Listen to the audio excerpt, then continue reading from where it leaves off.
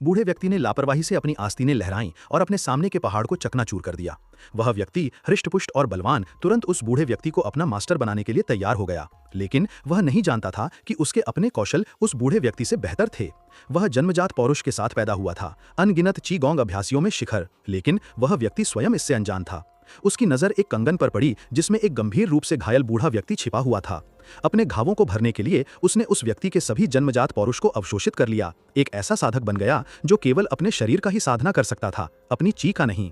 इस दुनिया में ची सर्वोच्च है, इसलिए जो लोग अपने शरीर का अभ्यास करते हैं वे केवल कठिन परिश्रम ही कर सकते हैं। परिणाम स्वरूप वह व्यक्ति अपने परिवार के लिए एक बेकार व्यक्ति बन गया। अपना गुस्सा निकालने के लिए वह हर दिन टनों पत्थर ढोता था और पहाड़ों में अपने शरीर को कठोर बनाता था। उसे क्या पता था कि केवल अपने शरीर के बल पर वह संप्रदाय के सबसे प्रतिभाशाली चीगोंग अभ्यासियों को तुरंत मार सकता था, और यह कि वह बूढ़ा व्यक्ति तियानमेन संप्रदाय का सबसे अजेय नेता था।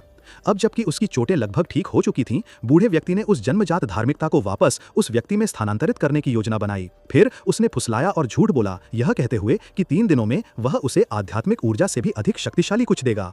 यह सुनकर उस आदमी की आंखें चमक उठीं, लेकिन वह नहीं जानता था कि ये वही धार्मिकता थी जो मूल रूप से उसके शरीर में थी। हालांकि उस आदमी के परिवार के बुजुर्ग उसकी आसन्न अजेयता से अनजान थे। वे अब भी उसे एक साधारण शारीरिक साधक मानते थे और परिवार को बदनाम करने के लिए उसके अंग काट देने की धमकी देते थे। सौभाग्य से उसकी सबसे बड़ी बहन ने आगामी बड़ी परीक्षा का बहाना बनाकर पारिवारिक कानून के क्रियान्वयन को अस्थायी रूप से स्थगित कर दिया। फिर बुजुर्गों की जानकारी के बिना उसने अपने भाई को चले जाने और कभी वापस न आने को कहा, लेकिन वह आदमी आत्मसमर्पण करने के बजाय मरना पसंद करता था। वह दुनिया के नियमों को तोड़ने और यह साबित करने के लिए दृढ़ था कि शारीरिक साधक कठिन श्रम और गुलामी तक सीमित नहीं है। अगले दिन वह अपने परिवार के साथ किंगयुन पर्वत आंतरिक शिष्य परीक्षा देने गया। पहला चरण आकाशीय गड़गड़ाहट को प्रतिरोध करना है। प्रतिभागियों को गड़गड़ाहट का प्रतिरोध करने के लिए एक अवरोध बनाने हेतु अपनी दैनिक ऊर्जा साधना का उपयोग करना चाहिए।